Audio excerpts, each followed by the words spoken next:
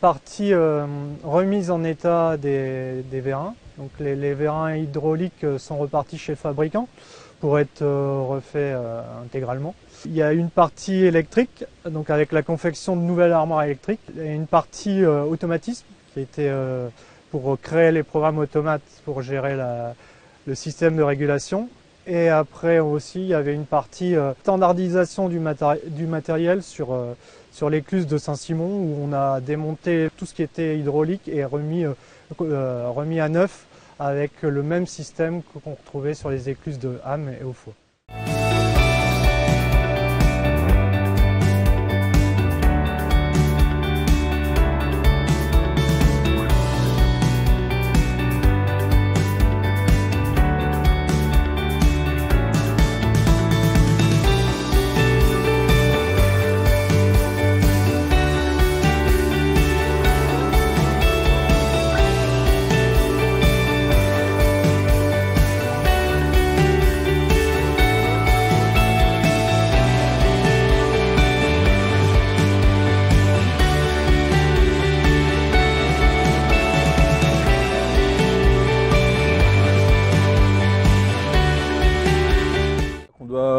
Au final, récupérer une plateforme de 5 mètres de large avec 3 mètres de bande de roulement et puis 1 mètre d'accotement de chaque côté.